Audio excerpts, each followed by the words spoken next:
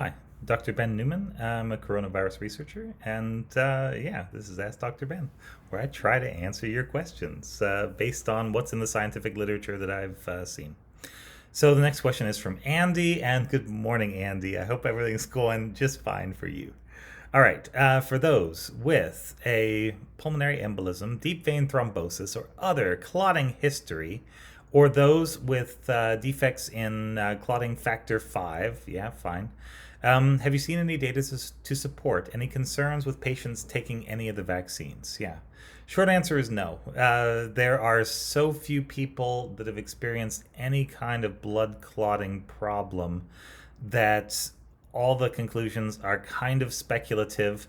I'm tending to grasp onto these threads because without these, there is nothing, but it's not extremely settled science yet. So, yeah, take that grain of salt. So, the only thing that we have any real evidence for, and again, this is not even yet conclusive evidence, but it looks like it sort of fits very well to me, is that people with autoantibodies to a combination of heparin and platelet factor 4. So heparin's this little kind of sugar-looking molecule that gets released by certain immune cells, and platelet factor 4 is one of these activating factors on platelets. And if you happen to have an antibody to both of those things, and you make some kind of immune response, like to a vaccine even, then potentially, only in about 1 in a million people, this can cause thrombocytopenia, which is when all the platelets decide to clot wherever they are right now. And it's just like a whole bunch of little tiny blood clots all over the place. Can be fatal, but not always fatal. It's about 50-50. And that's the only one where we have any evidence. So all the other kinds of blood clotting, so far there's no hard evidence that any of those is higher at all in anybody. But you're talking about somewhat rare situations. And so I think this is kind of your doctor question. There would be doctors out there, and I think they're going on hunches more than anything else at this point. But they would say, all right, if there's some kind of clotting thing, maybe we don't want to take a risk. But I don't think there's any solid science that would back that up right now. I think that's just being very cautious.